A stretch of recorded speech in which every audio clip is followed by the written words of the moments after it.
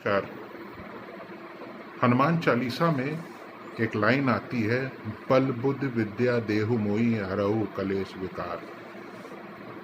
देखिए, हनुमान जी से हमको बहुत कुछ सीखने को मिलता है और उनकी पर्सनैलिटी को और उनके चरित्र को अगर हम लोग थोड़ा सा भी उतारने की कोशिश करें तो ये जीवन जो भवसागर की तरह है आराम से पार हो जाएगा और शायद सफलता भी ज़्यादा मिलेगी और शांति भी मिलेगी।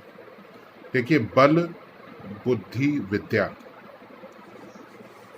ये तीनों ही चीज या तीनों ये जो पॉइंट थे बजरंगबली में पूरा समावेश था।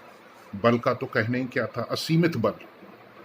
विद्या स्वयं सूर्य भगवान से उन्होंने ली थी, उसकी भी अगर आप रिसर्च करें तो बड़ी डिटेल में रिसर्च है, वो फिर कभी हम चर्चा करेंगे। बुद्धि, अब बुद्धि और विद्या में डिफरेंस होता है। विद्या तो लोग अर्जित कर लेते हैं लेकिन बुद्धि का विकास नहीं हो पाता है। आज के युग में हम देखें, इंसान थोड़ा सा भी अचीव कर लेता है तो अहंकार उसके अंदर भरपूर मात्रा में रहता है। उसके अंदर ये रहता है कि लोग जय जयकार करें, जहां वो जाए लोग उठ खड़े हों। पवन पुत्र हनुमान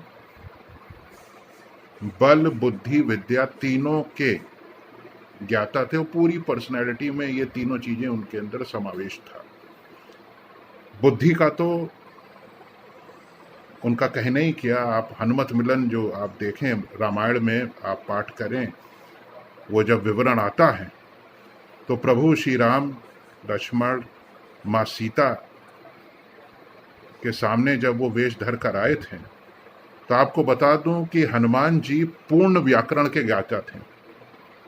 एक बहुत बड़े फिलोसोफर, साइकोलॉजिस्ट, लिंग्विस्टिक के ज्ञाता, क्योंकि भगवान प्रभु श्री राम से डिस्कशन करना, वाद विवाद करना कोई हंसी खेल नहीं था। प्रभु श्री राम उनसे डिस्कशन करने के बाद ये तो समझ गए थे कि यही हनुमान जी हैं और उन लोगों का मिलन हुआ था। पूरी पर्सनैलिटी आप देखें तो हनुमान जी में अहंकार तो छू के गया ही नहीं था, इसीलिए वो राम के काज में ही लगे रहे, राम भक्ति में लगे रहे। तो हमारा इस छोटे से डिस्कशन से एक अपील ये है कि बुद्धि को विकसित करिए।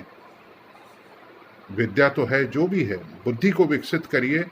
ईगो को किनारे रखिए, अहंकार को बिल्कुल छोड़ दीजिए, क्योंकि इस महामारी के दौर में सब देख रहे हैं, सब कुछ यहीं धरा रह जाता है। प्रभु का ध्यान करें। धन्यवाद।